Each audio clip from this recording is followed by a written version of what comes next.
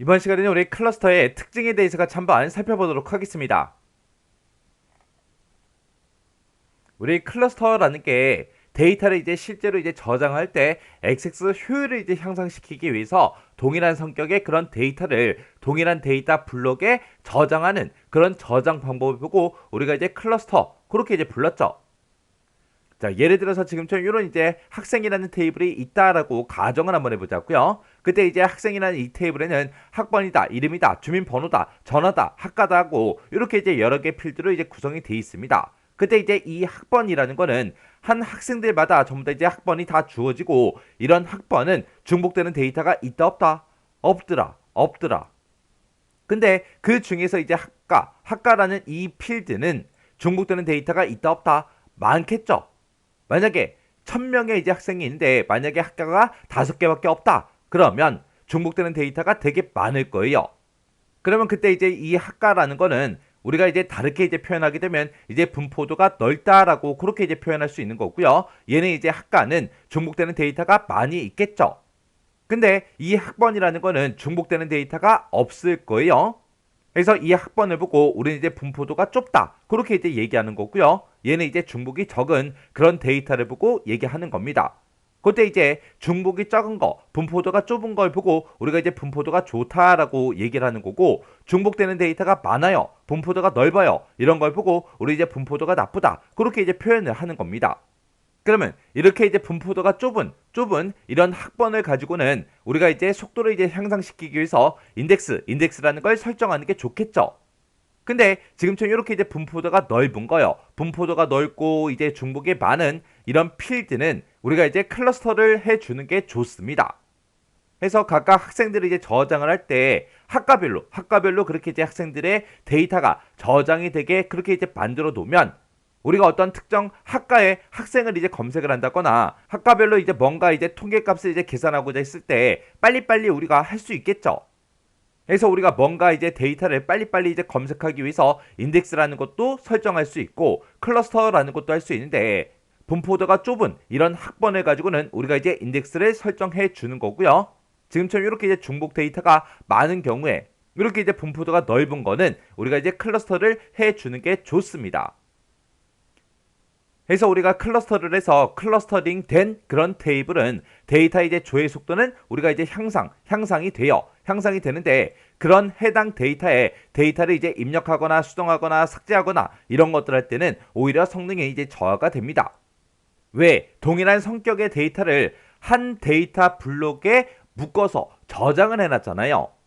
그러면 데이터를 이제 입력을 한다. 그렇게 이제 생각을 했을 때 그 해당 블록으로 이제 찾아가야 된다고요. 수정을 하겠다. 그러면 그 데이터 블록으로 찾아가서 뭔가를 이제 수정을 해야 되겠죠. 그리고 삭제를 하겠다. 그러면 그 해당 데이터 블록으로 찾아가서 이제 삭제를 한다고요.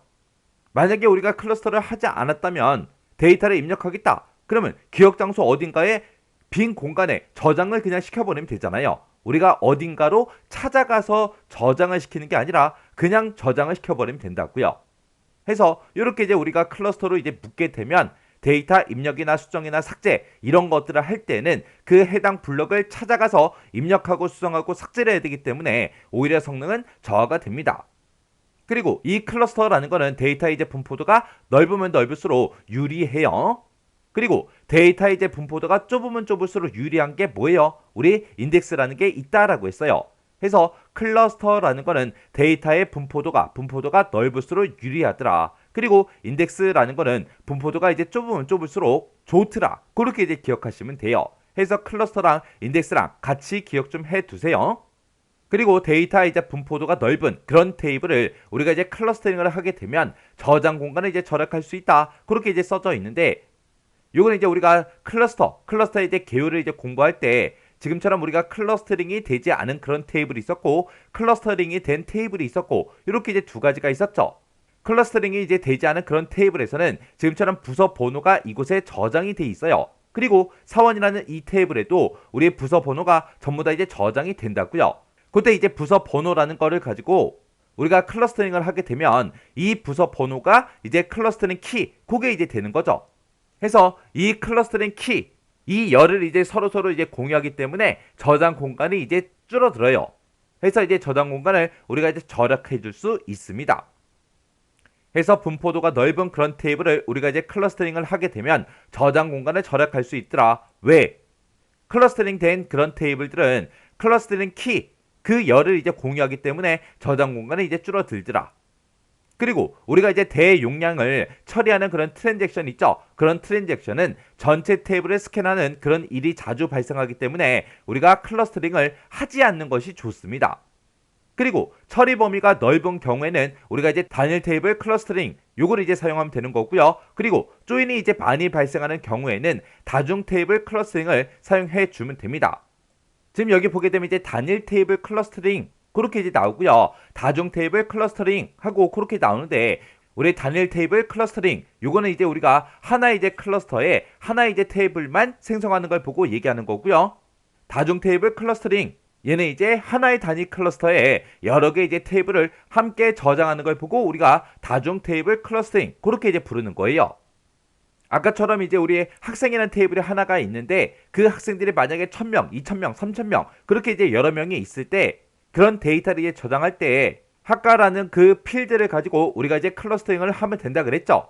그렇게 이제 처리 범위가 넓을 때 우리가 단일 테이블 클러스터링 그렇게 이제 해주는 거고요. 그리고 조인이 이제 많이 발생하는 그런 경우에는 우리가 다중 테이블 클러스터링 그거를 이제 사용해 주면 됩니다.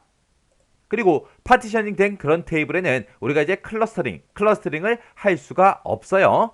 여기 보게 되면 이제 파티셔닝이 된 그 테이블 그렇게 이제 나왔는데 우리 파티션이라는 거는 용량이 큰 테이블을 관리하기 쉽게 작은 논리적인 단위로 우리가 이제 나누는 거 그걸 보고 우리가 파티셔닝 그렇게 이제 불러요.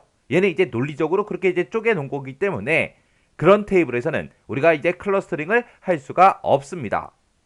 그래서 우리가 이제 클러스터링을 하게 되면 이제 비슷한 그런 데이터가 동일한 그런 데이터 블록에 저장이 되기 때문에 디스크 IO가 이제 줄어들고요. 그리고 클러스터링 된 그 테이블에 클러스터드 인덱스를 이제 생성하게 되면 접근 성능이 더욱더 이제 향상이 됩니다.